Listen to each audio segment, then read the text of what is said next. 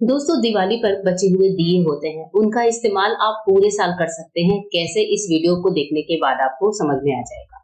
तो यहाँ पर मेरे पास भी दिवाली के जो बचे हुए दिए थे, इनको सबसे पहले हम क्लीन कैसे करेंगे, ये आइडिया मैं अपनी कल की वीडियो में शेयर कर चुकी हूँ। अगर आपने वो वीडियो नहीं देखा है तो आई बटन पर लिंक पर क्लिक करके आप उस वीडियो को चेक कर सकते हैं। तो यहाँ पर बढ़ते हैं हमारी सबसे पहली टिप की तरफ। यहाँ पर मैंने एक धुले हुए दिए को गैस पर रखा है और जब इस दिए का पानी सूख गया है तो मैंने यहाँ पर डाला है देशी घी। देशी घी जैसे ही थोड़ा सा गर्म हो जाए तो आप इसमें डालिए जीरा। जीरा जब हल्का सा तड़कने लगे तो अगर आप इसके साथ हींग पसंद करते हैं तो हींग डाल दीजिए। अब हमारा ये बहुत ही ढाबे स्टाइल का तड़का बनकर तैयार है।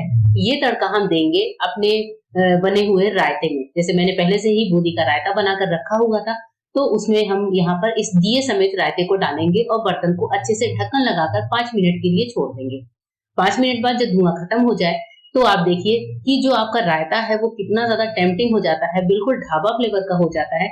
अब इसको आपको क्या करना है, दिए को निकाल लेना है। दिए को आप चाहें तो धुल कर रख लीजिए, नेक्स्ट टाइम भी इस्तेमाल कर सकते हैं। जब भी आपको ढाबे फ्लेवर का कोई भी सब्जी, रायता, कढ़ी वगैरह चाहिए तो इस तरीके से दिए में तड़का लगाकर आप अपने पूरे खाने का टेस्ट चेंज कर सकते हैं और उसको बहुत ज्यादा टेस्टी बना सकते हैं। इस तरह की टिप आप अपना सकते हैं अपने किचन में। नेक्स्ट टिप जो है दियों के साथ, आप दियों को इकट्ठा करके रखिए और नेक्स्ट दिवाली जब भी आती है तो इनको इस तरह से डेकोरेट कर दीजिए। ये जो दिए मैं आपको स्क्रीन पे दिखा रही हूँ, मेरे घर में ही हम सभी ने मिलकर, मेरे बच्चों ने मिलकर डेकोरेट किए हैं। और इस तरह के जो डेकोरेटिव दिए होते हैं वो रंगोली पर बहुत ज्यादा खूबसूरत लगते हैं। तो जैसे मैं बड़े दियों को भी डेकोरेट करके रखती हूँ और ये आज के नहीं, 2-3 साल पुराने दिए हैं जिनको अलग अलग कलर्स में हम लोग डेकोरेट कर कर क्रिस्टल वगैरह लगाकर रखते हैं। और इनमें हम जो फ्लोटिंग कैंडल्स आते हैं वो जलाते हैं, जिससे नीचे के दिए खराब भी नहीं होते और कई साल तक हम इन दियों को रीयूज भी कर सकते हैं। आइडिया कैसा लगा जरूर बताइएगा। आइए एक और टिप बताती हूँ दिए के साथ। यहाँ पर मैंने एक दिया लिया है, इसमें हम लेंगे थोड़ा सा चावल। चावल के दाने ले लीजिए और अब इसके बाद जो दूसरी चीज हम लेंगे वो है एसेंशियल ऑयल। जो चावल होता है, जो राइस के दाने होते हैं, वो नमी को सोखता है। तो यहाँ पर आपको चावल के साथ कोई सा भी एसेंशियल ऑयल लेना है, जो भी आपके घर में अवेलेबल है। नहीं है तो आप थोड़ा सा अच्छा सा परफ्यूम डाल लीजिए। और अब इस दिए को हम क्या करेंगे, किसी नेट से या फिर सूती कपड़े से या फिर टिश्यू वगैरह से कवर कर दीजिए। मैंने यहाँ पर एकदम पतला सा मलमल का कपड़ा लिया है और यहाँ पर हम लगा देंगे एक रबर बैंड, जिससे हमारा जो दिया है वो अच्छे से कवर हो जाता है।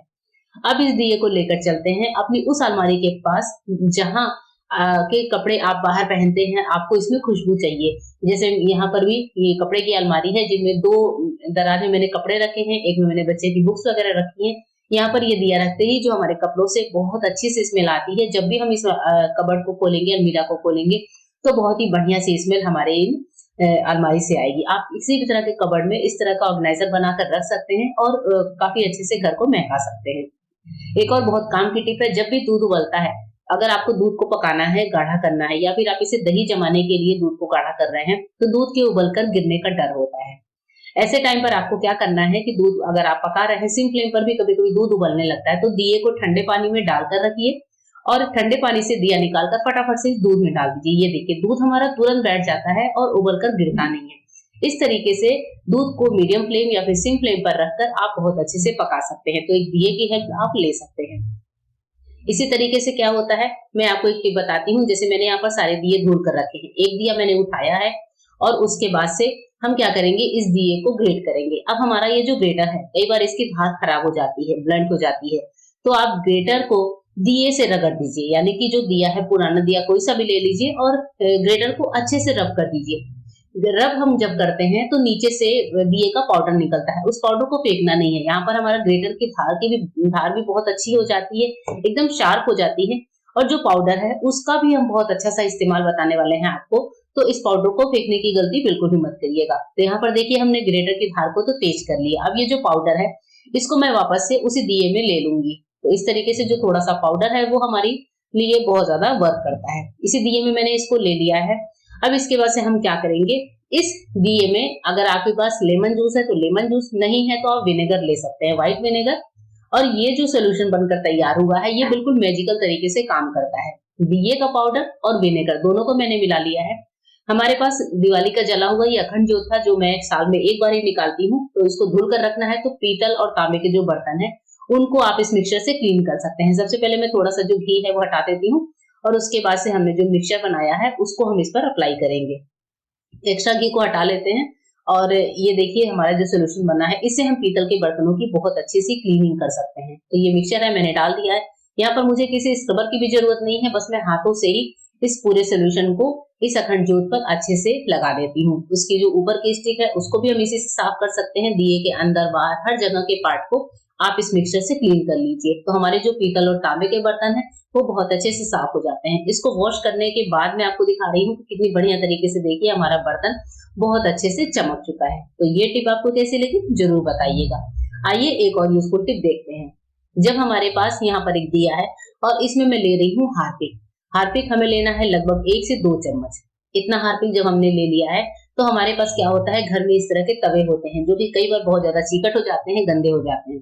तो तवे को साफ करने के लिए आप दिए के साथ हार्पिक ले लीजिए और इसका इस्तेमाल करिए। हार्पिक को आप तवे पर डालिए और दिए से ही रगड़ना चालू कर दीजिए। जैसे ही आप थोड़ा थोड़ा रब करते जाएंगे तो आप देखेंगे कि तवे का जो कलर है वो चेंज होने लगा है। साइड पे जो गंदगी है वो आप तवे को गर्म करके भी निकाल सकते हैं, लेकिन बीच की जो चिकनाई है, जो चीकट जम जाता है, उसकी क्लीनिंग आप इस तरह से दिए के साथ हार्पिक से कर सकते हैं। दिए से ही आपको रगड़ना है और बहुत अच्छे से हमारा तवा जो है साफ हो जाता है। इसको रगड़ के और मैं आपको इसको क्लीन करके दिखाती हूँ। ये देखिए बीच का पार्ट कितना बढ़िया साफ हो गया है। जो साइड का पार्ट है उसको भी अगर हम थोड़ा और रगड़ेंगे तो वो भी क्लीन हो जाएगा। तो इस तरीके से हम अपने पुराने गंदे तवे को भी दिए की मदद से बहुत अच्छे से साफ कर सकते हैं। इस दिवाली मैंने पुराने दियों की मदद से बहुत ही खूबसूरत रंगोली बनाई थी। देखिए आपके सामने है कि हम जो है कुछ हमें सर्कल टाइप की चीजें चाहिए होती हैं, तो कई बार हम चूड़ी वगैरह रखते हैं लेकिन चूड़ी गंदी हो जाती है। तो इस बार मैंने अपने पुराने दियों का इस्तेमाल किया था रंगोली बनाने के लिए। इस तरीके से दियों को बिछाने के बाद हम इसके चारों तरफ रंगोली जो है बनाते हैं और बहुत बढ़िया तरीके से हमारी रंगोली बनी थी। फाइनल रंगोली का लुक भी मैं आपको दिखाऊंगी कि मैंने जो है दियों की मदद से जब रंगोली बनाई तो इसका फाइनल लुक निकल के कैसा आया था। बस आपको इस तरीके से डिजाइन डाल देना है और बीच में से दियों को उठा लेना है। ये देखिए मेरी पूरी रंगोली जो है दियों की मदद से बनाई हुई है। आपको ये रंगोली कैसी लग रही है कमेंट करके जरूर बताइएगा। आइए बढ़ते हैं आज की एक और यूजफुल टिप की तरफ। नेक्स्ट टिप है, जब भी हमारे पास घर में कोई प्लांट होता है, हम जब भी इसमें वाटरिंग करते हैं तो क्या होता है, मिट्टी जो है कटने लगती है, मिट्टी में गड्ढा होता है या फिर प्लांट के आसपास की जड़ें निकलने लगती हैं। ऐसे टाइम पर गमले में एक पुराना दिया डाल दीजिए और जब आपको इसमें पानी डालना है तो आप इस दिए के ऊपर से पानी डालिए। इससे मिट्टी कटेगी नहीं, साथ ही जो पानी है वो भी इवन फैलता है पूरे गमले में। इस तरीके से आप मिट्टी को कटने से बचा सकते हैं और दिए की मदद से बहुत ही बढ़िया तरीके से वाटरिंग भी कर सकते हैं।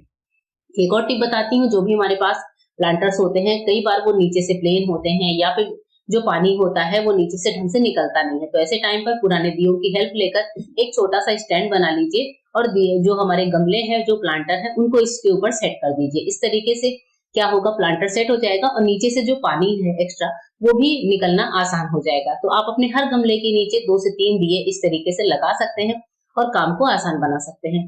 पूरी वीडियो कैसी लगी कमेंट करके जरूर बताइएगा।